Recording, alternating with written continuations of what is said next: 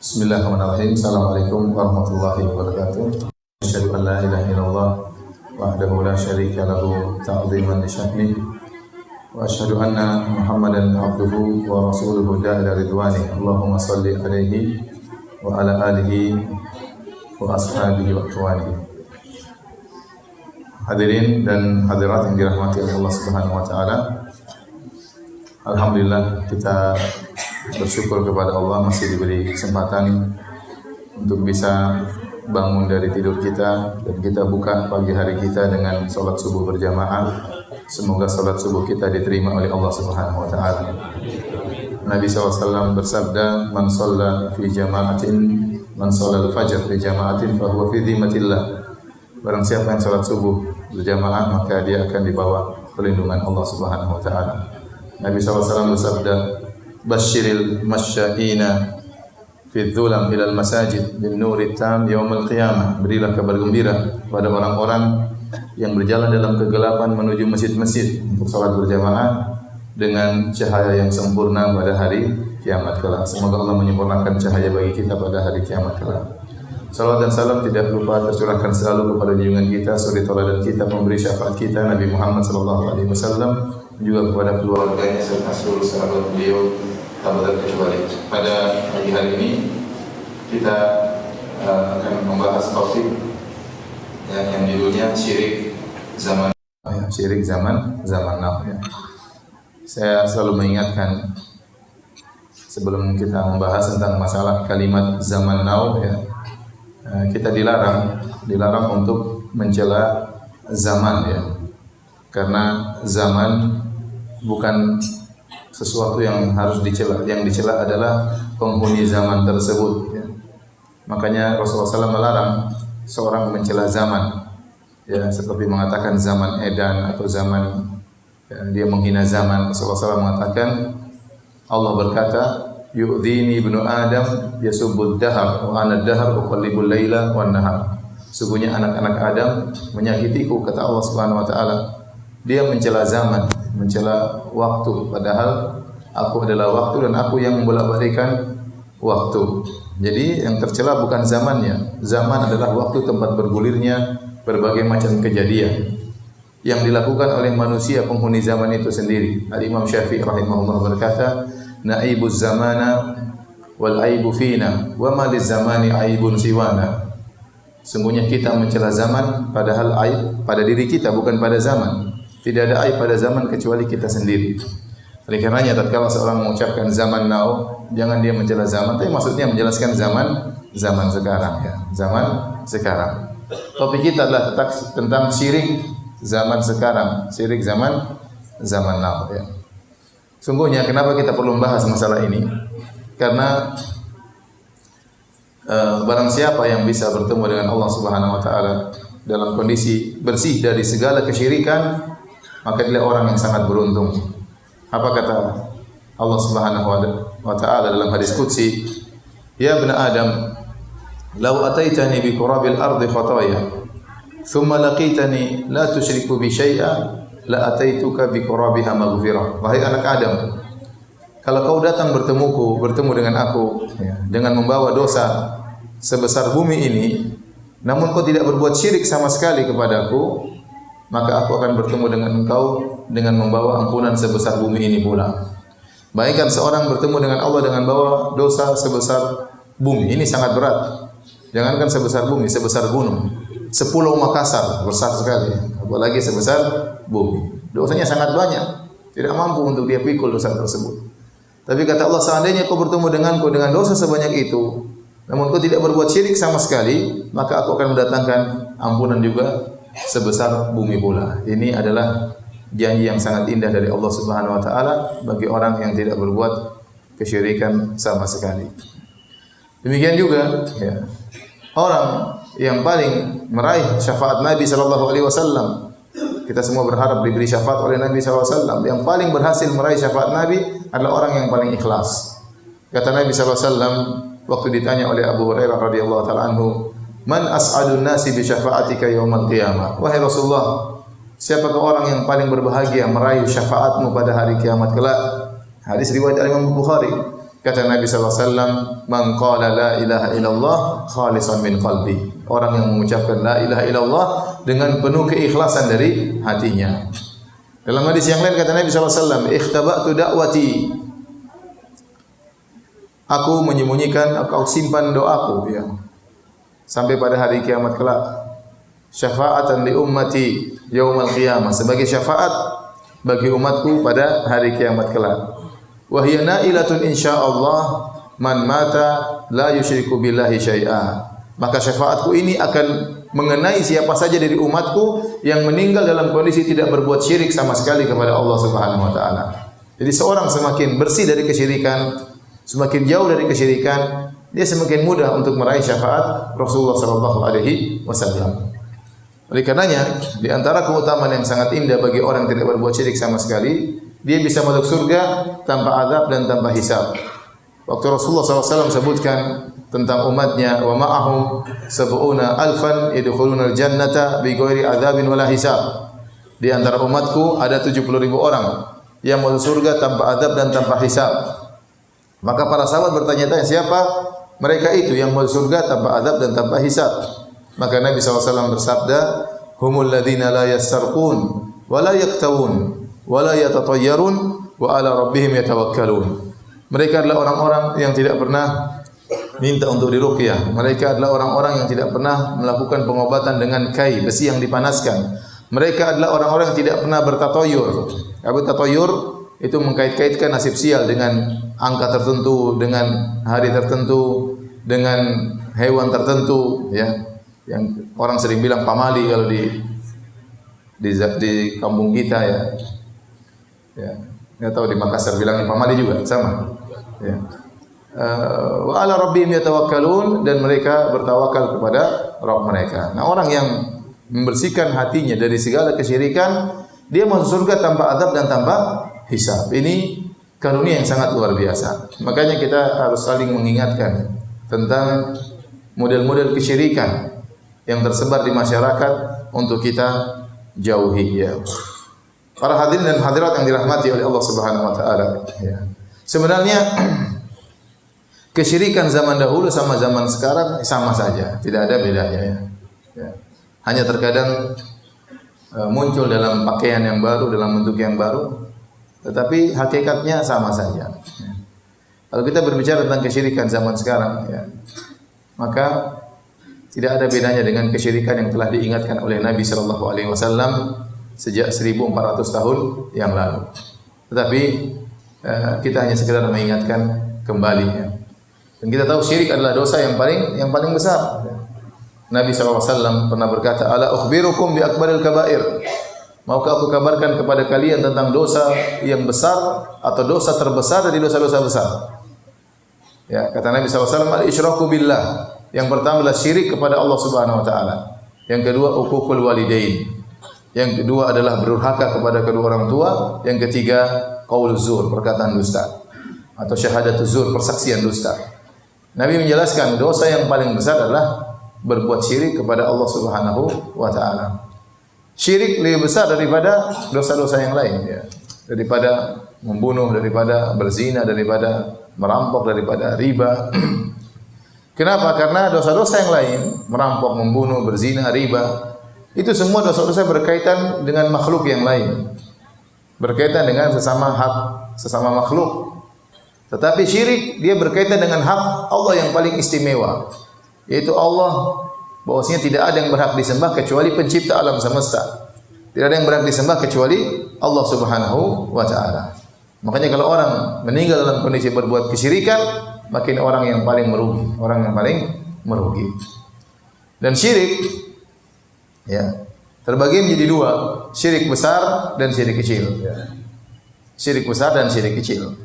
Tatkala para ulama mengklasifikasikan syirik menjadi dua, syirik besar dan syirik kecil, bukan berarti syirik kecil dosa kecil, tidak, ya, jangan disalahpahami. Jangan disangka syirik besar dosanya besar, syirik kecil dosanya kecil, tidak. Tetapi tatkala dibagi menjadi dua, syirik besar, syirik kecil, maksudnya apa? Maksudnya syirik besar ini mengeluarkan orang dari Islam. Adapun syirik kecil tidak sampai pada derajat mengeluarkan orang dari Islam, tetapi tetap dosa besar. Tetapi tetap dosa besar. Seperti para ulama juga membagi kufur besar, kufur kecil. Bukan berarti kufur kecil itu dosa kecil, tidak. Dia juga dosa besar. Namun belum sampai pada derajat mengeluarkan seorang dari Islam. Nah, syirik besar, contoh ya, secara sederhana seperti berdoa kepada selain Allah Subhanahu wa taala. Contohnya percaya kepada perkataan dukun. Contohnya menyembelih kepada selain Allah Subhanahu wa taala. Ini saja sudah banyak di tanah air kita. Contoh ya, meminta kepada selain Allah. Betapa banyak orang datang ke kuburan kemudian minta kepada penghuni kubur, kepada kuburan wali, ya Sunan fulan, wahai wali fulan, saya sudah lama menikah, tidak punya anak, ya, mudahkanlah anak bagiku, ya. Sementara yang dalam kuburan dulu waktu masih hidup juga mandul, ya. Orang terkadang saya heran, ya, logika mereka kemana? Kata Nabi, idza mata ibnu Adam inqata amaluhu. Kalau anak Adam sudah meninggal, terputus amalannya, dia sudah tidak bisa apa-apa. Makanya dia tidak bisa lagi salat, kita yang salatkan. Dia tidak bisa lagi berdoa, kita yang doakan. Dia tidak bisa lagi mandi, kita yang mandikan. Iya, kalau dia bisa mandi, mandi sendiri, ngapain kita mandikan? Pegang-pegang lagi badannya. Dia marah kalau saya bisa mandi sendiri, kok mandikan saya, ya. Kemudian dia tidak bisa lagi pakai baju, kita yang kafankan. Dia tidak bisa lagi masuk ke rumahnya, kita yang angkatkan sampai masuk ke dalam liang lahat. Setelah kita yang mandikan, kita yang kafankan, kita yang sholatkan, kita yang doakan, kita yang masuk kafan, terus kita minta sama dia. Ya, otak kita kemana? Ente yang mandikan saya, ente bahlul katanya. Ya, kecewa. Di mana ya? Sementara orang banyak meminta-minta kepada mayat. Dalam doa mereka, ya Abdul Qadir Jailani, wahai Abdul Qadir Jailani, aghithni, tolonglah aku. Abdul Qadir Jailani mati di mana? Meninggal di, dia wali, dia ulama. Tapi dia meninggal di sana, di Arab sana. Kemudian ente di Makassar berteriak Abdul Qadir Jailani, tolonglah aku. Ente di mana? Abdul Qadir Jailani di mana ya? Ini kesyirikan, syirik akbar, bahaya. Minta kepada selain Allah. Orang berbondong-bondong, ya, semangat pergi ke kuburan, lebih semangat daripada pergi ke masjid. Kuburan lebih ramai daripada masjid. Sampai ada kawan-kawan yang tinggal di daerah kuburan-kuburan dikeramatkan seperti itu cerita. Ya. Ustaz, sampai ada ibu datang kepada saya. Benar katanya kalau minta ke kuburan tersebut dikabulkan. Subhanallah. Ya. Jadi orang semangat minta kepada penghuni kubur, dan ini syirik, ya, sangat berbahaya. Ya. Ini syirik besar, dan banyak dari saudara-saudara kita yang terjerumus dalam hal ini, meminta kepada penghuni kubur. Tidak boleh kita berdoa kecuali kepada Allah Subhanahu wa taala. Makanya Allah berfirman, "Wa man adallu mimman yad'u min dunillah." Dan siapakah yang lebih tersesat dari orang yang berdoa kepada selain Allah? Doa itu ibadah yang sangat agung. Kata Nabi, "Ad-du'a huwal ibadah." Doa itu adalah ibadah, inti daripada ibadah. Kenapa dalam doa tampak kehinaan kita? Kita angkat tangan, berdoa, menangis, tunduk kepada Allah. Ini Allah sangat suka hambanya menghinakan dirinya di hadapan Allah Subhanahu wa taala. Lantas ketundukan, kehinaan ini kita berikan kepada makhluk, inilah dosa syirik paling besar. Kita enggak boleh berdoa kecuali kepada Allah Subhanahu wa taala. Saya tanya sama Bapak sekalian, boleh enggak kita berdoa kepada malaikat? Boleh atau tidak? Tidak. Dalam Islam kita yakin ada malaikat penjaga gunung, ada malaikat pengatur hujan, ada. Allah tugaskan malaikat-malaikat tersebut jaga gunung, malaikat pengatur hujan, malaikat yang menumbuhkan tumbuhan, malaikat pencabut nyawa. Boleh enggak kalau musim kemarau kita berdoa, wahai malaikat pengatur hujan, turunkan hujan? Boleh atau tidak? Enggak boleh. Syirik itu enggak boleh. Padahal malaikat tersebut benar-benar ngatur hujan. Tapi dia tidak bisa ngatur hujan kecuali dengan izin siapa? Allah. Maka kalau minta hujan kepada siapa? Pada Allah. Enggak boleh kepada malaikatnya. Contoh, ada malaikat pencabut nyawa. Boleh enggak kita bilang, wahai malaikat, berikan saya panjang umur, jangan kau datang sekarang. Ya, nantilah. Saya masih belum kawin lagi. Boleh enggak? Enggak boleh. Kalau minta panjang umur kepada siapa? Pada Allah, bukan kepada malaikat pencabut nyawa. Ini malaikat benar-benar ngatur, enggak boleh kita minta sama dia. Kemudian mayat yang tidak bisa berbuat apa-apa kita minta sama mayat. Otaknya di mana orang-orang itu? Kasihan. Ya. Dan terlebih lagi menyedihkan, ada kuburan-kuburan yang tidak ada isinya. Orang datang ke situ. Contoh kuburan Mbah Priuk. Ya, saya kemarin ngisi di pelabuhan di Priuk sana. Sampai MUI, Majelis Ulama Indonesia Jakarta Utara mengeluarkan buku khusus bahwasanya dalam kuburan Mbah Priuk tersebut sudah tidak ada Mbah Priuk. Tapi sampai sekarang orang keramatkan. Sampai hampir terjadi pertumpahan darah gara-gara membela kuburan yang tidak ada isinya. Orang Indonesia kalau kita mau cari uang mudah. Anda taruh di pinggir jalan ada pelang 200 meter kuburan mbah-mbah ini ya. Tempat berkah. Itu udah ente bikin kuburan mainan, orang pasti ramai ke situ ya. Ya, kasih bunga-bunga kasih. Nah, karena sebagian orang seperti itu, kasihan. Oleh karenanya tugas kita adalah mengingatkan mereka jangan sampai seorang meninggal dalam kondisi minta-minta kepada mayat. Minta-minta kepada arwah, kepada ruh-ruh, minta-minta kepada jin, minta-minta kepada malaikat, ini semua kesyirikan. Berdoa hanya kepada Allah. Saat Anda menghinakan diri Anda, mengangkat kedua tangan, menangis itu hanya untuk Allah Subhanahu wa taala. Sebagian orang tatkala di masjid tidak bisa menangis, waktu minta-minta ke kuburan menangis. Ini bagaimana? Salah ya. Ya, makanya Allah mengatakan wa annal masajida lillah fala tad'u ma'allahi ahada. Sungguhnya masjid hanyalah milik Allah, maka jangan kalian berdoa bersama Allah dengan selain Allah. Berdoa hanya kepada Allah Subhanahu wa taala. Ini contoh sederhana. Contoh kesyirikan juga yang masih tersebar zaman sekarang. Contohnya adalah menyembelih kepada selain Allah Subhanahu wa taala. Kata Nabi SAW, la'anallahu man dzabaha li ghairillah. Allah melaknat orang yang menyembelih kepada selain Allah. Kata Allah Subhanahu wa taala, "Qul inna sholati wa nusuki wa mahyaya wa mamati lillahi rabbil alamin." Katakanlah, sungguhnya salatku dan sembelihanku hanya untuk Allah Subhanahu wa taala. Fasholli li rabbika wanhar. Salatlah hanya kepada Allah dan nyembelihlah hanya untuk Allah Subhanahu wa taala. Sebagaimana kita tidak boleh salat kepada selain Allah, kita tidak boleh menyembelih kepada selain Allah Subhanahu wa taala. Sekarang menyembelih kepada selain Allah merupakan syirik akbar, syirik besar. Ya. Betapa banyak saudara-saudara kita yang menyembelih untuk selain Allah. Membangun rumah, cari dulu ayam hitam 3 ekor. Kemudian dipotong, kemudian darahnya tumpahkan ke tanah. Ini syirik, enggak boleh. Syirik. Acara tahunan, acara labuhan kata mereka. Untuk menenangkan Nyi Roro Kidul, sesembahan Nyi Roro Kidul. Maka cari kerbau, disembelih, kepalanya ditenggelamkan di pantai selatan. Ini syirik. Nyembelih untuk apa? Untuk jin, untuk Nyi Roro Kidul, jin perempuan ya.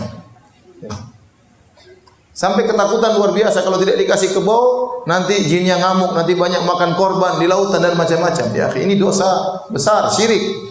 Yang mengatur laut bukan Nyi Roro Kidul, yang mengatur laut Allah Subhanahu wa taala, bukan Nyi Roro Kidul. Sehingga kalau mereka tidak menyembelih untuk Nyi Roro Kidul, mereka merasa bahaya, kekhawatiran, kualat dan macam-macamnya. Tatkala tiba waktu hari kurban, tidak nyembelih kambing buat Allah Subhanahu wa taala.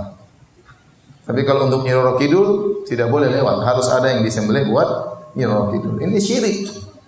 Ustaz, tapi ini merupakan tradisi. Ini tradisi kesyirikan. Tidak semua tradisi kita lestarikan.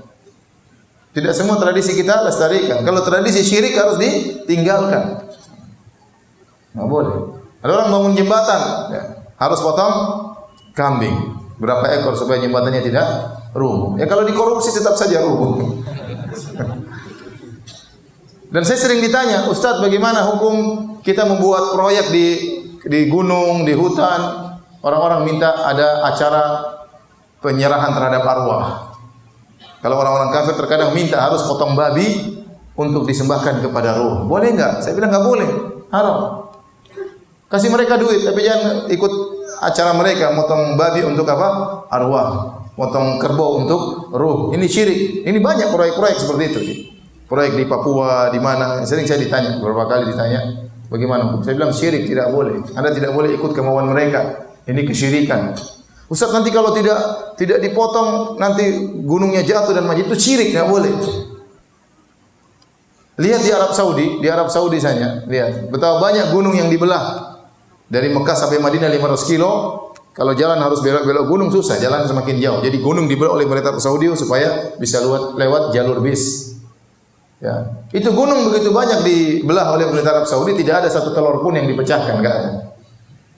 Tidak ada satu ekor ayam pun disembelih. Coba kalau itu gunung di Indonesia, repot. Itu terowongan Mina dibolongin. Tidak ada satu telur pun dipecahkan. Masyarakat ditakut-takutin oleh jin. Ya Ustaz, kemarin kita bangun rumah tidak sembelih ayam, akhirnya tukang-tukangnya jatuh. Ya sudah, itu dia lagi jatuh. Banyak orang bangun rumah tidak pakai sembelih ayam, tidak tukang jatuh. Karena seorang ketakutan, akhirnya benar-benar dikerjain sama jin. Apalagi di tanah air kita, jin benar-benar dihormati. Ya. Sembelih buat jin, sedikit-sedikit karena jin, ya. Melewat tempat sesuatu, kenapa kok begitu? Kalau tidak begitu jinnya marah nanti. Takut sama jin. Ya. Takut sama jin. Saya pernah naik mobil sama saya ditemani sama seorang abri, badan gagah, keren, pakai baju dinas ya. Di tengah jalan dia bel-bel, tetet. Ini kenapa ini? Ada apa Pak malam-malam bel-bel? Enggak Ustaz. Ketakutan dia. Ente badan keren-keren begini takut sama jin ya. Bel-bel lagi, jinnya mau tidur diganggu ya. Jadi aneh-aneh orang. Itu ketundukan terhadap jin. Ini bahaya. Apalagi kondisi kita sangat mendukung ya masyarakat kita. Sedikit-sedikit menyadar. Yesus. La ilaha illallah. Ngapain saya tuh heran, orang zikir kok pakai benjan tuh buat apa? La ilaha illallah. Jadi banyak khurafat di tanah kita. Dan maklum karena kita dahulu sebelumnya beragama Hindu masyarakat ya. Sehingga masih ada sisa-sisa masalah keyakinan terhadap ruh yang tersisa pada masyarakat kita ya. Maka ini semua khurafat, ini banyak kesyirikan yang dilakukan oleh masyarakat. Manusia di Indonesia semakin takut sama jin didukung dengan acara-acara televisi ya. Acara penampakan dan orang suka nonton. Takut. Baru nonton terus. Akhirnya apa? Habis itu ke kamar mandi enggak berani. Ayah temani dong mami. Kemana? Kamar mandi. Takut. Kalau kamar mandi pintunya dibuka sedikit. Kenapa? Ketakutan. Takut sama jin. Jadi benar-benar manusia ini mentalnya dijatuhkan di hadapan para jin. Belum lagi nonton film setan-setan ya. Sendul bolong, si manis jembatan Ancol, kemudian siapa lagi? Jin dan Jun, kemudian banyak. Ya, orang ketakutan. Sendul bolong, siapa lagi? Mak Lampir ya. Semuanya mengerikan. Oleh karenanya kalau kita lewat kuburan kita ketakutan. Beda kalau di Arab Saudi karena kuburan semua dikerjakan sesuai dengan sunnah, cuma masukin manusia dalam kemudian ditutup dengan tanah. Tidak ada orang ketakutan lewat kuburan di sana, enggak ada. Orang kalau ke kuburan benar-benar ingat mati. Karena kita dianjurkan untuk ziarah kubur. Rasulullah SAW pernah ziarah kubur malam hari, ya. Pernah juga siang hari. Tidak ada rasa ketakutan karena kita disuruh untuk ingat mati. Coba kalau kita ke kuburan di Indonesia, apa bayangan kita? Apalagi pergi sendirian. Waduh. Tahu-tahu ada asap keluar. Wah, ini ada apa ini? Ketakutan karena kita sejak kecil ditakut-takutin seperti itu. Bahwasanya roh kalau sudah mati bergentayangan keluar. Dalam Islam tidak ada roh kalau sudah meninggal masuk dalam alam barzakh. Tidak ada bergentayangan. Itu biasanya orang Hindu, keyakinan orang Hindu. Orang Islam tidak. Kalau meninggal masuk dalam alam barzakh. Apakah dalam dapat kenikmatan dari Allah atau disiksa oleh Allah Subhanahu wa taala. Jadi begitulah kondisi membuat orang-orang semakin takut dengan jin. Dan demikian ya di Indonesia kata orang jin-jinnya sesuai dengan kondisi ekonomi suatu negara. Kalau jin-jinnya orang kafir keren-keren, pakai jas, ya, kemudian ini pakai dasi. Jinnya orang-orang Cina, jin raja-raja. Indonesia miskin-miskin, ya. Pocong enggak punya baju, kemudian rambut belum mandi. Kemudian jinnya miskin-miskin, sesuai dengan daya khayalnya. Jadi para hadirin dan hadirat yang dirahmati oleh Allah Subhanahu wa taala, inilah ya akhirnya masyarakat berlebih-lebihan ketakutan dengan jin. Sedikit-sedikit jin, mau potong pohon harus kasih sajen. Dan ini yang diingin oleh jin, ini syirik. Enggak boleh. Akhirnya menyembelih terhadap buat jin. Ini banyak terjadi. Ini syirik akbar, enggak boleh. Baik, berikutnya syirik besar yang tersebar masyarakat, percaya sama dukun. Pergi ke dukun, dukun bilang akan terjadi demikian dia percaya. Nah, ini enggak boleh, ini syirik besar. Kata Nabi SAW, "Man atakahinan aw arrafan fasaddaqahu bima yaqul faqad kafara bima unzila ala Muhammad. Barang siapa yang datang kepada dukun kemudian bertanya tentang suatu kepada dukun dan dia benarkan perkataan dukun, maka sungguh dia telah kafir kepada Al-Qur'an. Mengerikan. Kalau dia cuma datang-datang saja, tidak membenarkan perkataan dukun, maka tidak diterima salatnya 40 hari. Kata Nabi, "Man ataka hinan aw arrafan lam tuqbal salatu arba'ina yawman." Barang siapa yang datang kepada dukun atau para tidak normal, maka tidak diterima salatnya selama 40 hari. Mengerikan. Nabi sudah ingatkan. Saya tanya sama antum sekalian. Jumlah dukun Indonesia berapa? Ada yang pernah sensus? Berapa jumlah dukun? Banyak. Hampir setiap kampung ada dukun. Hampir setiap kampung ada dukun. Banyak sekali. Padahal itu paling berbahaya. Di antara makna tauhid yang Allah larang dalam Al-Quran adalah dukun. Kuhan, para dukun. Mereka bekerja sama dengan syaitan. Dan banyak masyarakat sudah tahu itu dukun, memang nyari dukun dia. Nyari dukun. Padahal Nabi larang ke dukun. Sekedar datang ke dukun, tidak diterima sholatnya 40 hari. Apalagi percaya dengan perkataan dukun. Dukun banyak sekali di tanah air kita. Dan mereka omong kosong saja, dukun-dukun itu tidak bisa berbuat apa-apa. Kalau dukun-dukun memang sakti, harusnya Indonesia juara dunia, Piala Dunia ya. Tinggal kumpulkan dukun, waktu tendang suruh tiup bolanya masukkan bisa. Tapi dukun tidak bisa. Ya percuma dukunnya jago-jago, main bola kalah terus ya. Karena sesama setan ada kode etik, tidak boleh saling menjatuhkan. Jadi saya katakan, di antara bukti masih banyak orang yang suka dengan seperti ini. Contoh seperti kemarin Kanjeng Dimas yang bikin apa? Uang. Ada kan yang percaya dari Makassar? Ada tidak? Ada siapa? Saya kemarin ngisi pengajian di Peruri, perusahaan percetakan uang di Karawang. Saya bilang, gimana Pak itu Kanjeng Dimas? Iya Ustaz, hampir-hampir perusahaan percetakan uang tutup. Kenapa? Cukup Kanjeng Dimas cuma ceret uang keluar. Kita setengah mati nyetak uang ya. Mereka cetak uang itu mereka bikin uang dulu, terus uang sementara, tidak langsung beredar, dicek ada rusak-rusaknya atau tidak. Setelah oke baru mereka cetak besar-besaran. Tidak gampang. Nanti ada bagian khusus uang yang tidak jadi. Ada ikhwan, tugasnya bakar uang Ustaz. Masya Allah ya. Jadi ada uang yang nggak beres-beres, mungkin robek-robek sedikit, dia tugasnya bakar. Ini Kanjeng Dimas tinggal ceret. Itu juga ada yang orang percaya. Ada yang percaya atau tidak? Banyak yang percaya. Oleh karenanya yang percaya sama dukun masih banyak. Ya, maka ini perkara yang sangat menyedihkan. Kalau ada orang sudah kita tahu dia dukun, jauhi. Kalau di Arab Saudi ditegakkan hukum Islam, dukun di sana dipenggal di sana, dukun dibunuh di sana. Sampai saya baca berita 70 lebih dukun dipenggal di sana. Apalagi penyihir. Dalam riwayat hadus sahir darbatun bisayf.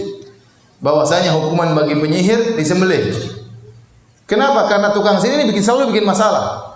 Nyantet orang, bikin orang susah, bikin orang sakit, bikin orang tokonya enggak laku. Itu tidak. Orang bikin masalah seperti ini. Sampai datang satu orang, waktu saya pernah ngisi pengajian Masjid Nabawi, terus ada yang datang, Ustaz, itu benar kata Ustaz. Saya ribut sama keluarga saya Ustaz. Kenapa? Ada keluarga barangnya hilang. Akhirnya mereka tanya ke dukun, kata dukun tersebut yang mencuri orangnya gemuk berkacamata. Saya gemuk berkacamata Ustaz. Akhirnya saya dicurigai. Dan benar-benar mereka datang ke rumah, mereka bongkar lemari saya. Ya Allah, si dukun itu kurang ajar kayak gitu. Bikin permusuhan di antara apa? Kerabat. Uangnya enggak ketemu. Tapi permusuhan, pertikaian sudah terjadi. Ya, saya kadang kasihan lihat orang disantet. Bayangkan perutnya besar, tiba-tiba kayak ada jarum dalam badannya. Ada dukun yang kerja seperti itu. Apakah dukun seperti tidak pantas untuk disembelih? Disembelih harus seperti ini kalau dalam Islam. Menyakiti masyarakat, membuat orang ketakutan. Dan banyak orang gara-gara dengki sedikit pergi ke dukun. Dia berribut sama orang, gara-gara dia tidak bisa berkelahi, dia diam-diam langsung lapor dukun. Itu dukun, santet dia dukun. Dia tidak gentleman, tidak jagoan, malah pergi ke dukun suruh santet. Ya. Mengerikan. Nanti lihat ceweknya nggak mau karena mukanya jelek, dia pergi ke dukun. Orangnya nanti, kok dapat cewek cantik? Ada dukunku. Jadi kacau seperti ini, kacau. Ini bikin masalah, dukun itu bikin masalah. Makanya hukumnya harus disembelih. Dan itu dilakukan di Arab Saudi. Saya pernah hadir 2 kali sidang. Saya hadir di persidangan di pengadilan di masjid pengadilan Madinah depan Masjid Nabawi. Yang satu dukun di sidang. Kenapa? Dia bisa masukkan besi di sini, keluar di sini. Itu tukang sihir bukan? Tukang sihir, nggak mungkin kalau manusia biasa bisa masukkan besi dari sini keluar sini. Ya. Jangan bilang itu wali apa? Nah, kalau Nabi SAW dahulu para sahabat kena pedang juga robek-robek kok. Ini kemudian masukkan besi keluar sini, masuk keluar sini ya. Ya. Dipanggil, disidang. Ya, dan itu akan dihukum oleh mereka. Kayak itu syirik. Gak mungkin dia bisa begitu kecuali pakai syirik. Tapi ada seorang sahabat Jundub bin Abdullah bertemu dengan seorang tukang sihir di zamannya. Dia penggal kepala orang, dia sambung lagi. Dia penggal kepala orang, dia sambung lagi. Sahabat ini buka pedangnya, dia penggal kepala tukang sihir. Sambung kepalamu kalau bisa. Kepala orang kau bisa sambung, kepalamu kau bisa sambung tidak? Tewaslah orang tersebut. Jadi bahaya. Sementara di negara kita dukun sangat banyak. Bahkan dukun diagungkan, ditakuti oleh masyarakat. Padahal ini sumber kekufuran, sumber kesyirikan dukun-dukun tersebut. Satu lagi ada dukun, saya pernah hadir juga di sidang. Jadi dia di negara lain sering keluar di televisi, orang sering tanya, "Bagaimana gini?" Dia, "Oh, kamu begini-begini, oh begini-begini terus." Selalu dia berfatwa di televisi. Orang-orang tanya. Suatu hari dia datang umrah. Entah dia bukan umrah, dia datang ke Arab Saudi. Maka dijebak sama orang-orang di sana. Di telepon ada masalah begini-begini. Kata dia, "Oh ya segini-segini, bawa uang sekian, akan ada begini." Oh, udah ditangkap sama polisi Arab Saudi. Dengan begitu maka akidah umat terjaga. Dengan begitu akidah umat terjaga. Terakhir kita orang bebas, mau ini mau ngaku sebagai nabi juga banyak. Kemarin ada nabi muncul di Karawang, enggak tahu ada nabi muncul di Makassar atau tidak. Ada Imam Mahdi dari sana, Imam Mahdi dari sini, nabi dari sana, nabi dari sini. Ada orang mengaku sebagai Nabi Isa sudah turun di Indonesia. Saya pernah lihat di YouTube, turun. Siapa? Nabi Isa, rambutnya panjang. Kenapa kok turun? Banyak kesyirikan katanya. Indonesia. Yang ngaku sebagai macam-macam. Ya. Jadi umat harus diingatkan dari hal seperti ini. Ini merupakan syirik-syirik yang tersebar dan sangat berbahaya. Taib. Itu di antara syirik-syirik besar. Ada syirik-syirik kecil yang harus kita jauhi. Saya katakan tadi kita namakan syirik kecil bukan berarti dia dosa kecil. Dia juga dosa besar. Tapi tidak sampai mengeluarkan seorang dari Islam. Di antara syirik kecil yang merajalela di tanah air kita adalah tatoyur. Tatoyur itu artinya apa? Mengkait-kaitkan nasib sial dengan sesuatu yang dilihat, sesuatu yang didengar, dengan benda tertentu, dengan angka tertentu, ya. Dan ini tersebar. Bukan cuma di kampung, di kota-kota besar juga. Contoh, meyakini angka 13 angka sial. Itu tatoyur. Itu enggak tahu dari mana datangnya. Ya, jadi orang jangan bilang, "Ustaz, enggak usah bicara masalah kesyirikan." Mana ada orang syirik sekarang? Masih banyak orang syirik sekarang. Coba percaya angka 13 angka sial itu dari mana ceritanya? Secara ilmiah enggak masuk akal. Bapak-bapak kalau saya sering pergi ke hotel, enggak ada lantai nomor 13. Lift itu cuma sampai tidak ada nomor 13-nya. Kenapa? Karena hotelnya cuma sampai 12 tingkat. Jadi kalau angka 12 langsung angka 14, kadang langsung 15, 13 enggak ada. Sama, mereka juga tidak, saya juga lihat banyak lift-lift di Jakarta tidak ada lantai 4. Jadi lantai 1, lantai 2, lantai 3, lantai 3A. Terus lantai 5. Ini 3A itu ya 4 itu, tapi mereka tidak mau tulis angka 4, takut sial. Subhanallah. Jadi kalau untuk punya anak, ini anak berapa? Anak pertama saya, anak kedua saya, anak ketiga saya, anak ketiga A saya. Takut bilang keempat. Akhir dari mana seperti ini? Apa khurafat? Apa? Kenapa 13 bisa bikin sial? Itu dari mana seperti itu? Enggak masuk akal. Dan itu bukan tersebar di Indonesia aja, di mana-mana. Di Amerika, negara-negara canggih, mereka meyakini angka 13 angka sial. Sangat tidak masuk akal. Dan itu syirik dalam Islam. Ya. Apa kalau orang Saya tanya sama antum, boleh enggak seorang punya anak sampai 13? Boleh. Berarti kalau anak ke-13 anak sial? Enggak boleh punya anak 13. Terus gimana? Ya sudah, anak ke-12 langsung loncat anak ke-14. Gimana caranya? Ini anak ke-13 mau diapain? Anak sial? Subhanallah. Khurafat. Tapi diyakini oleh masyarakat. Apa bedanya 13 sama 14? Bedanya 11 12 ya. Kenapa 13 bikin sial, 14 tidak? Tidak ada bedanya. Tapi orang meyakini akan hal tersebut. Takut sekali rumah nomor 13. Lantai nomor 13. Anda cari naik pesawat. Mana pesawat ada kursi nomor 13? Tidak ada. 1, 2, 3, 4, 5, 6, 7, 8, 9, 10, 11, 12, loncat 15 atau 14. Tidak ada kursi nomor 13. Kalau ada pun mungkin orang takut duduk di situ ya. Tidak masuk akal, tapi banyak orang percaya. Ini contoh, namanya tatoyur, meyakini nasib sial berkaitan dengan angka tertentu, angka 4K, angka 13K. Dan sangat tidak logis, sangat tidak masuk akal. Di zaman Nabi SAW pernah berkata, la sofar, tidak ada nasib sial di bulan Safar. Nabi juga berkata, wala ham, tidak ada nasib sial berkaitan dengan burung hantu. Jadi keyakinan seperti ini sudah ada sejak zaman jahiliyah. Mereka kalau lihat ada burung hantu datang, mereka yakin ini nasib sial. Sampai sekarang demikian. Kalau ada orang di rumah tahu-tahu ada burung hantu datang, bum, bum, ada apa ini burung hantu datang ini? Tahu-tahu satu lagi, bum, bum, 2 ekor bahaya. Ada 2 yang akan sakit, ada 2 yang akan meninggal dunia. Padahal burung hantunya lagi bercanda di atas main-main.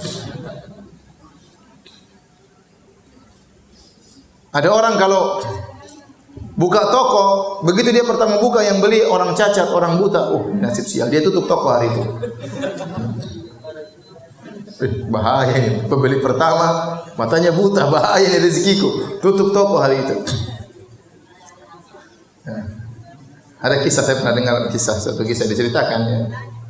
Jadi ada seorang raja, dia pas dia keluar dari daerahnya, dia begitu buka pintu gerbangnya, dia orang buta. Aduh, ini orang buta ini bikin sial. Penjarakan orang buta ini biar saya tidak sial. Akhirnya orang butanya dipenjara. Raja pergi santai, tidak ada masalah, pulang.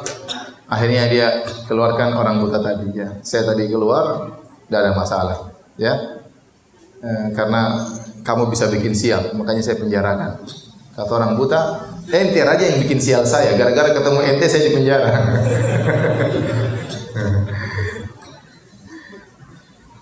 Dahulu orang-orang takut menikahkan atau melakukan pernikahan di bulan Syawal di zaman Nabi sallallahu alaihi wasallam. Maka Nabi menikahi Aisyah di bulan Syawal karena dianggap bulan tersebut adalah bulan sial untuk pernikahan.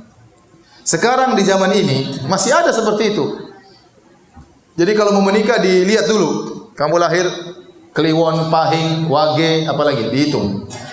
Perempuannya dilihat kapan lahirnya, laki-laki dihitung kapan lahirnya, terus dihitung-hitung pakai rumus tertentu seperti rumus Porkas dan yang lainnya. Akhirnya keluar, oh kamu boleh menikah nanti ya 6 bulan lagi karena sekarang belum bulan-bulan beruntung. Subhanallah. Saya ditanya berapa kali sama orang, Ustaz, saya mau menikah, tahu-tahu ada keluarga bilang harus ditunda. Ini hitung-hitung ini bikin sial ya. Hitung-hitung seperti ini bikin apa? Sial. Orang sudah kebelet ingin menikah harus ditunda. Bikin repot orang hidup dalam kesusahan, hidup dalam khurafat. Saya pernah ketemu dengan seorang pembantu di Saudi. Minta tolong, Ustaz, tolong carikan kerjaan buat saya. Saya telepon teman saya orang Saudi, orang Arab. Ini ada pembantu minta cari pekerjaan. Bisa kau tampung tidak? Oh bisa ya. Suruh. Saya bilang sama Mbak itu, Mbak, besok hari Sabtu, Mbak kerja di teman saya awal hari kerja. Kata dia, nggak bisa Ustaz, saya kerja hari Sabtu pertama.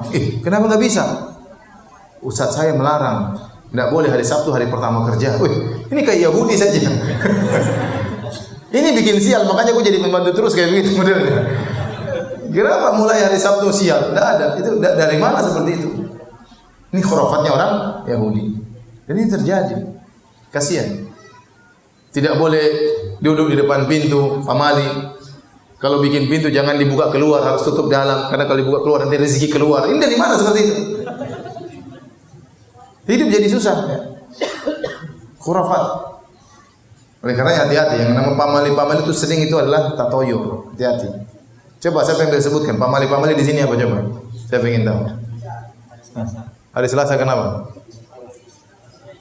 Tidak boleh bisa hari Selasa. Jadi itu pamali, itu syirik. Ingatkan, itu syirik, tidak boleh. Islam harus bersih daripada itu. Coba pamali yang lain apa? Hah?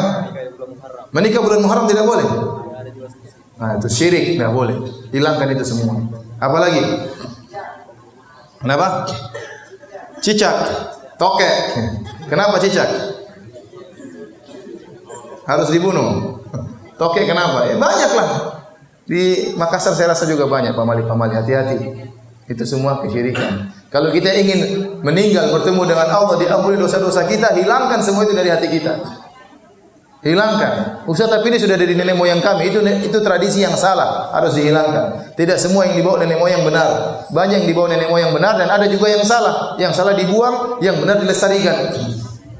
Adapun keyakinan-keyakinan tadi, tidak boleh potong kuku depan rumah. Apa hubungannya? Tidak boleh potong kuku kalau malam. Apa hubungannya?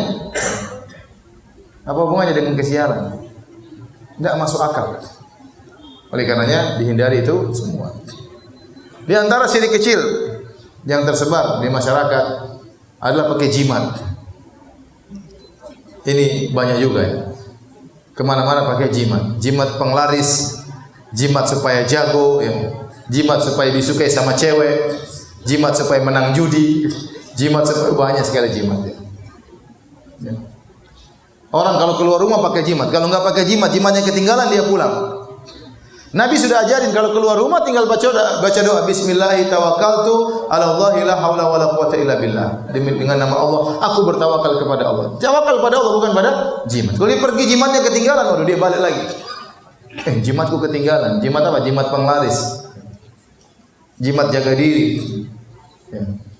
Ada orang mau jihad pakai jimat. Kenapa pakai jimat? Supaya tidak mati syahid. Nanti mau jihad mati syahid atau saya pakai jimat supaya tidak mati syahid. Jadi apa pakai jimat? Nabi dahulu ya ada orang membaiat sama Nabi, semua Nabi baiat kecuali satu Nabi tidak baiat. Kenapa? Dia pakai jimat. Nabi tidak mau, dia pakai jimat dengan Nabi SAW. Nabi pernah bertemu dengan satu orang pakai jimat di tangannya. Nabi mengatakan ma hadhihi. Kata dia minal wahina. Kata Nabi apa ini? Kata dia ini untuk menolak rasa sakit. Kata Nabi inziha. Putuskan itu jimat. Fa innaka law mita wa hiya 'alaik ma aflata abada. Kata Nabi kalau kau meninggal dalam kondisi jimat ada di tanganmu, kau tidak akan selamat selama-lamanya. Mengerikan, karena syirik. Ya.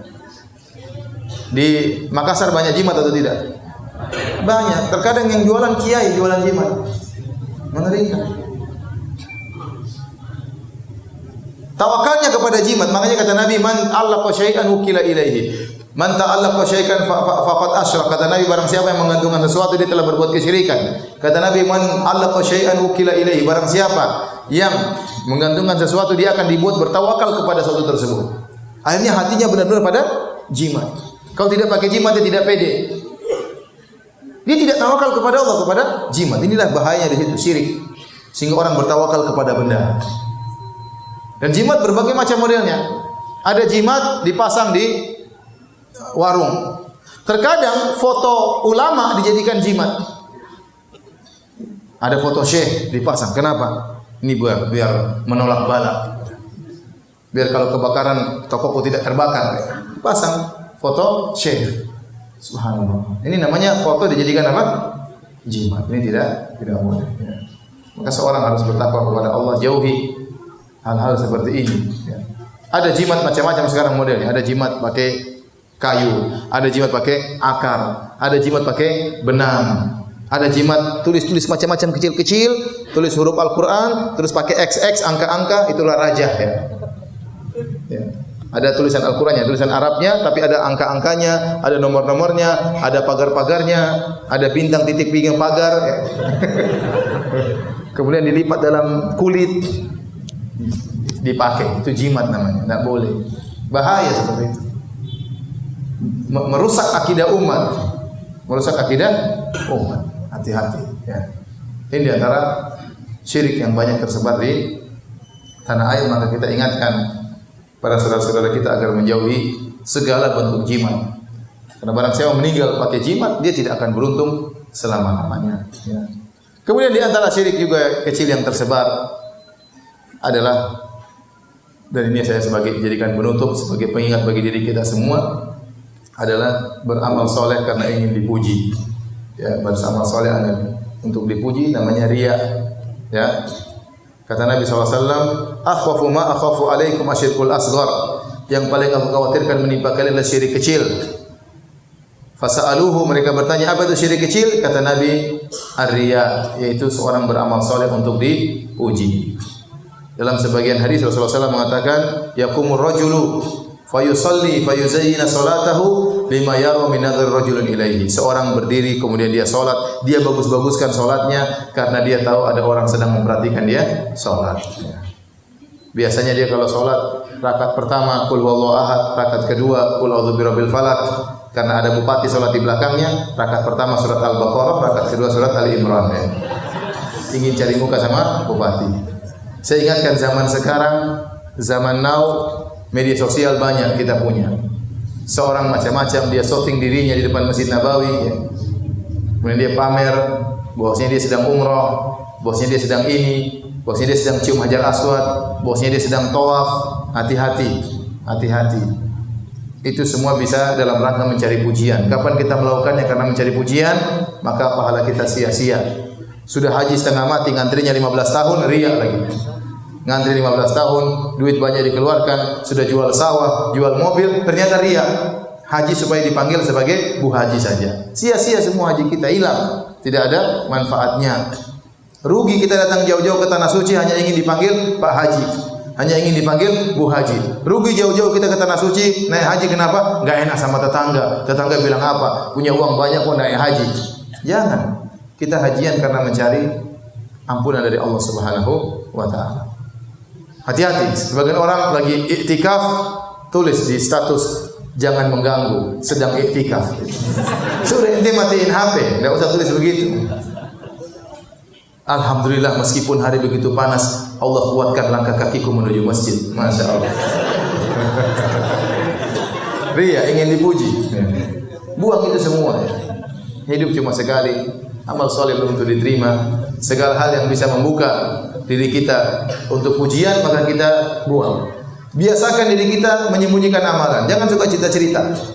Kita kalau sudah beramal soleh, setan datang gelitiki jiwa kita, ceritain. Supaya apa? Supaya diakui.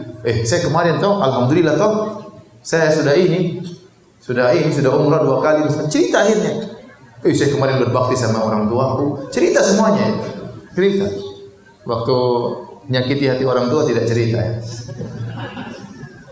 Waktu pelit sama orang tua tidak cerita. Jadi zaman sekarang ini ya potensi kemungkinan untuk berbuat riya semakin besar. Kalau dulu orang mau riya susah kan, mau taruh di mana? Sekarang tinggal masukkan ke Facebook, tinggal sebar di pencitraan sangat gampang. Jadi sekarang sarana untuk riya semakin mudah. Sungguh menakjubkan, mereka dahulu orang-orang yang soleh zaman dahulu, mereka menyembunyikan amal soleh mereka. Mereka berusaha sembunyikan amal soleh mereka, takut tidak diterima oleh Allah. Sekarang sebagian orang justru berusaha menampakkan amal solehnya, berusaha. Sering kita lihat di Mekah orang bergaya di depan Ka'bah. Foto dulu ya, sebentar deh. Sambil pura-pura menangis. Sudah, belum itu. Subhanallah. Ini luar biasa doa, angkat 2 tangan kepada Allah, pahala besar. Kalau diangkat karena Allah Subhanahu wa taala. Tetapi ini tidak diangkat untuk Allah Subhanahu wa taala. Ada lagi yang bergaya baca buku. Foto dulu sebentar. Apalagi masih jomblo, belum kawin dah. Jadi foto keren baru masuk. Wis, ini ikhwan rajin baca buku ya. Masya Allah. Padahal cuma pas di foto saja. Jadi hati-hati ikhwan. Ya. Bapak-bapak ibu sekalian, kalau kita pernah melakukan riya, pamer-pamer ibadah kita beristighfar kepada Allah. Semoga pahala kita dikembalikan oleh Allah. Meskipun kemungkinannya masih dipertanyakan kan. Tetapi kita latih diri kita mulai sekarang, jauhi segala syirik-syirik. Syirik besar termasuk syirik-syirik kecil. sehingga kita meninggal dalam kondisi bersih dari segala kesyirikan. Ya, yang pernah melakukan syirik-syirik bertobat, karena di antara keindahan Islam, di antara rahmat Allah, bukan syarat orang masuk surga tidak pernah berbuat syirik. Itu bukan syarat Islam. Tetapi yang penting waktu meninggal bersih dari apa? Kesyirikan. Karena banyak kita melakukan, kita pernah riya. Siapa di antara kita tidak pernah riya? Siapa di antara kita tidak pernah pamer? Kita pasti pernah. Ya. Makanya kita bertobat kepada Allah. Mulai sekarang kita berusaha bersihkan niat kita, jauhkan segala kesyirikan. Kalau di rumah ada jimat-jimat, buang jimat-jimat itu. Ada pamali-pamali, jangan bilang pamali-pamali, tidak boleh. Ya. Tidak boleh. Bilang-bilang pamali, itulah pamali. Ya. Tidak boleh. Ya. Sehingga kita jaga istri kita, jaga anak-anak kita, ya, agar mereka semua bersih dari kesyirikan. Baik, demikian saja hadirin hadirat, ya, sedikit yang saya sampaikan pada kesempatan hari ini tentang syirik-syirik yang beredar di masyarakat. Kalau ada yang bertanya saya persilahkan. Wallahu ta'ala a'lam bishawab. Ustaz, bagaimana hukumnya jika kita pernah melakukan syirik besar? Namun saat ini saya sudah menyadari bahwa perbuatan tersebut perbuatan yang tercela. Alhamdulillah kita bertobat kepada Allah. Allah Maha menerima taubat. Taubat dosa sebesar apapun, syirik atau yang lainnya, kalau seorang bertobat dengan sungguh-sungguh, Allah Maha penerima taubat. Lihatlah kisah siapa? Kisah penyihir Fir'aun. Waktu berduel dengan Nabi Musa alaihissalam. Itu para penyihir, profesi mereka adalah menyihir. Berpuluh-puluh tahun mereka cari duit dengan apa? Menyihir. Dan kita tahu sihir itu syirik. Akhirnya mereka berduel dengan Nabi Musa alaihissalam. Akhirnya mereka sadar. Mereka sadar tidak sampai satu hari. Mereka sadar, mereka sujud, dibunuh oleh Fir'aun, masuk surga semuanya. Menutup puluhan tahun kesyirikan yang mereka lakukan. Oleh karena kalau orang pernah berbuat syirik, tinggal bertobat kepada Allah dan bertekad untuk tidak kembali lagi.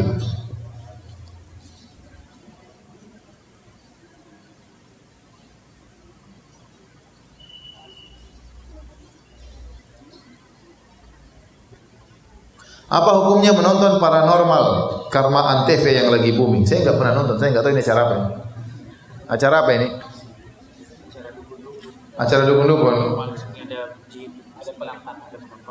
Ada penampakan, ada jin, ada macam-macam. Ngapain nonton kayak gitu? Matikan TV kalau kayak gitu. Dan saya dulu punya kawan bekas produser, sekarang udah ngaji. Dia bilang, Ustaz gitu banyak buat-buatan, main-mainan. Dibuat acara, wow, itu mereka sudah, itu sandiwara. Banyaknya apa sandiwara. Ente dibodoh-bodohin sama mereka. Jadi acara-acara yang di situ ada pengagungan terhadap jin, penampakan, uka-uka, ini macam-macam, enggak usah. Ngapain? Ngabisin waktu. Tunggu lagi nonton jam 12 malam, tungguin. Belum keluar jinnya. Gitu jinnya keluar ketakutan. Itu ngapain bodoh-bodohin diri? Kurang kerjaan. Ini baca Quran, zikir. Akhirnya apa? Timbul rasa takut. Anak-anak kalau nonton sudah ketakutan luar biasa. Sampai besar ketakutan. Ustaz, apakah takut kepada selain Allah termasuk kesyirikan? Takut yang menimbulkan kesyirikan adalah takut yang merupakan kesyirikan adalah takut kepada selain Allah yang di situ meyakini bahwasanya hal tersebut bisa mendatangkan kemudaratan kepada kita dengan tanpa kita sadari. Contoh kualat, itu contoh takut kesyirikan. Ya, jangan kau lewat situ, nanti kualat misalnya. Jangan kalau kau lewat jangan harus kau ngebel atau kau harus berdeham, kalau tidak kau kualat. Ini takut yang merupakan kesyirikan. Tapi kalau takut sesuatu yang benar-benar bahaya, itu tidak kesyirikan. Contoh, kita lewat jalan situ ada perampok dua, ya kita takut, tidak apa-apa, itu takut yang wajar. Lewat depan situ ada singa lagi nunggu depan, ya sudah jangan lewat situ. Itu namanya takut yang wajar. Ya. Nabi Musa waktu dikejar sama Firaun dia juga ketakutan. Fa kharaja minha khaifan yataraqqab. Kata Allah, Musa pun keluar dari Mesir dalam kondisi ketakutan. Kenapa? Karena Firaun kumpul sama anak buahnya untuk menangkap Nabi Musa. Karena saya dengar ada orang yang ceramah, tidak boleh takut sama macan, itu syirik. Tidak boleh takut sama singa, itu syirik. Wah, ini susah kalau begini. Kalau begitu yang bertauhid cuma Tarsan ya. Tidak ada yang salafi tauhid kecuali Tarsan ya. Enggak benar ya. Jadi ada hal yang benar-benar kita takut, itu wajar. Tapi kalau ketakutan tadi, kalau kau tidak begitu nanti begini. Nah, itu takut itu seperti itu syirik. Kau kualat nanti Kalau kau tidak begini nanti bahaya menimpa keluargamu, itulah syirik. Itulah syirik.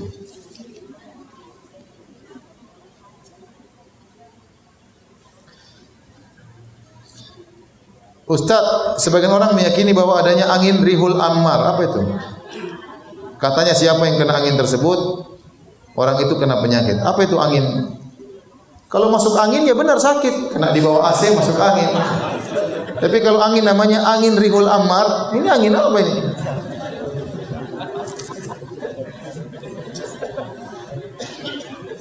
Ustaz, apakah jomblo fisabilillah berpahala? Apa jomblo fisabilillah? Itu namanya bahlul fisabilillah. Ya, ente Rasulullah suruh nikah. Kata Rasulullah SAW, ya ma'asyaras syabab, man istata'a minkumul ba'a falyatazawwaj. Wahai para pemuda, barang siapa kalian mampu maka menikahlah.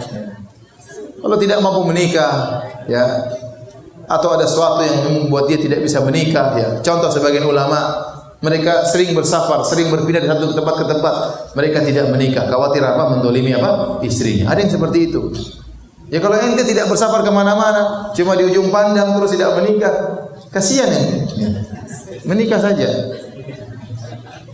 Kata Nabi SAW, man raghiba an sunnati falaysa minni. Kata Nabi, ana atazawwajun nisa, aku menikahi para wanita. Barang siapa yang tidak suka dengan sunnahku, maka bukan dari golonganku.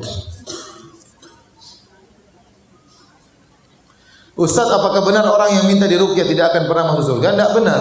Minta ruqyah itu boleh. Minta ruqyah itu apa? Boleh. Selama yang meruqyah bukan dukun, ya.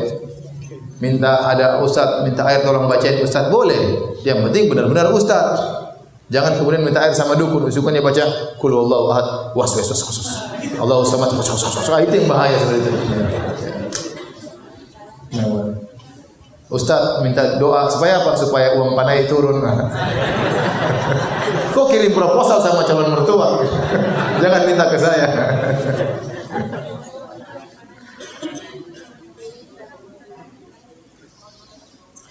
Jadi minta untuk diruqyah tidak mengapa. Tapi memang ada hadis yang menjelaskan kalau orang minta diruqyah, ya dia akan keluar dari keutamaan. Keutamaan itu masuk surga tanpa hisab. Ya.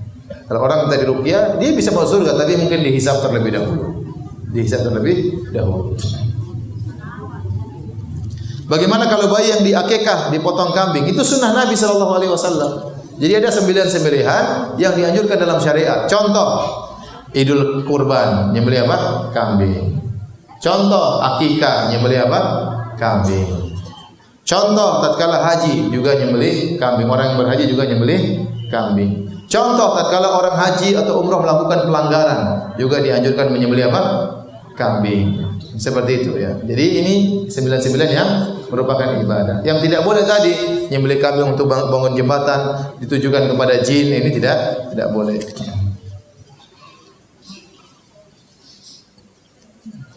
Ustaz, bagaimana cara menyikapi orang tua yang percayai mengenai hari baik, hari buruk? Karena dan beliau sangat meyakini hal ini. Nasihati baik-baik. Dalam Islam tidak ada keburukan kecuali maksiat.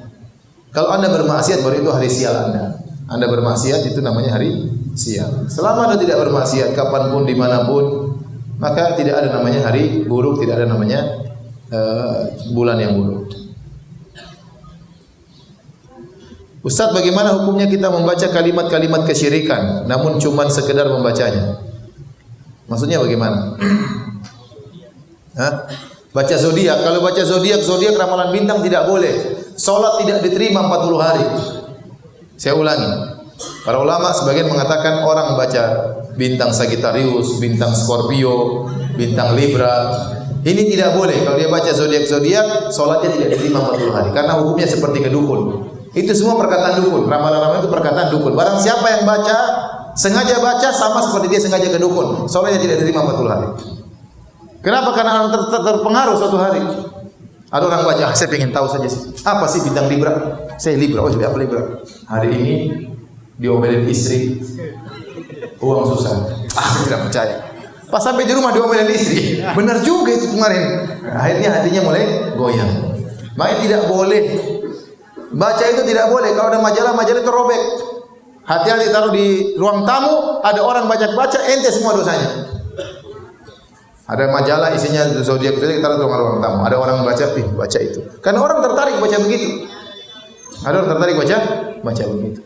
Itu semua syirik. Ada orang kata, coba lihat tanganmu. Garis-garisnya bagus. Kayaknya kok jadi jadi direktur. Direktur kambing. Direktur apa? Direktur di warungku, saya direktur di warung memang. Orang macam-macam apa ngeramat. Senti omong kosong ini. Jangan percaya kayak gitu.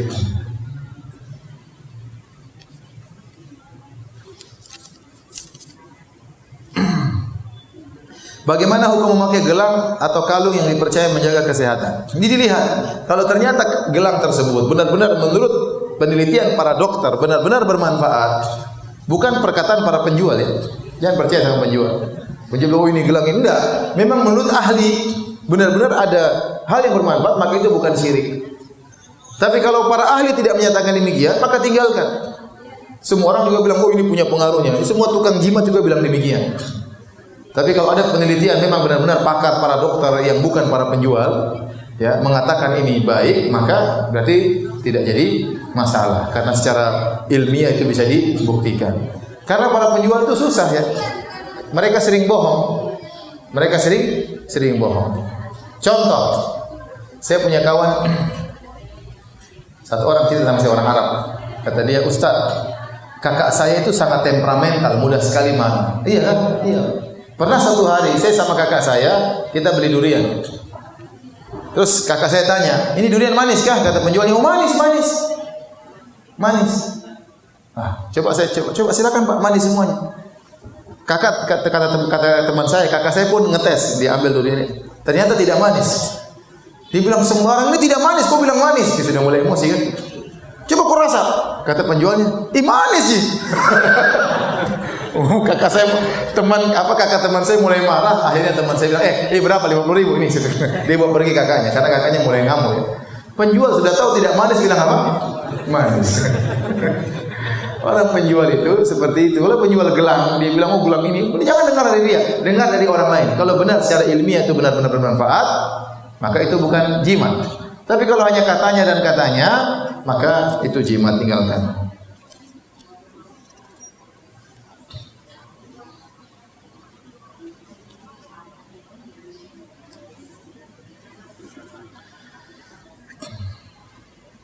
Apakah dosa apa yang kita dapatkan jika pergi ke dukun untuk meredakan hujan karena banyak orang percaya? Ini dosa syirik, bahaya. Suruh dukun-dukun itu ke Jakarta biar tidak banjir.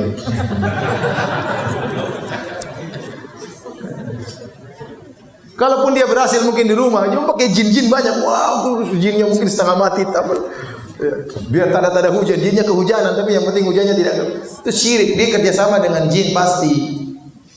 Kalaupun berhasil dia kerjasama dengan jin.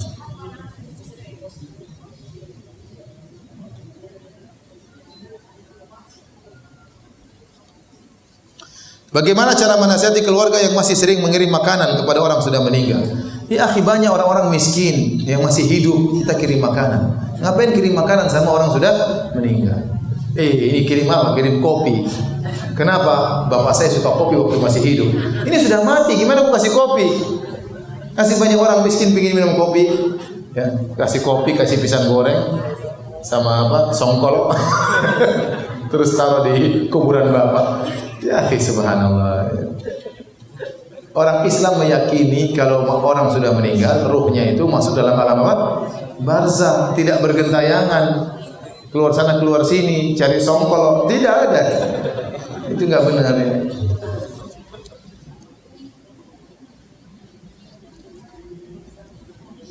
Bagaimana sikap seorang apabila terlanjur syirik? Ya sudah, bertobat kepada Allah. Dosa apapun kalau bertobat kepada Allah diterima tobatnya. Sudah sampai sini saja kajian kita ya. Mohon maaf atas segala kekurangan. Semoga Allah menjauhkan kita dari segala bentuk kesyirikan. Semoga Allah mewafatkan kita di atas tauhid, di atas sunnah Nabi sallallahu alaihi wasallam sebagaimana Allah kumpulkan kita di masjid ini. Semoga Allah kumpulkan kita di surganya kelak. Amin ya rabbal alamin. Subhanallahi bihamdik asyhadu an la ilaha illa anta astaghfiruka wa atubu ilaik. Assalamualaikum warahmatullahi wabarakatuh.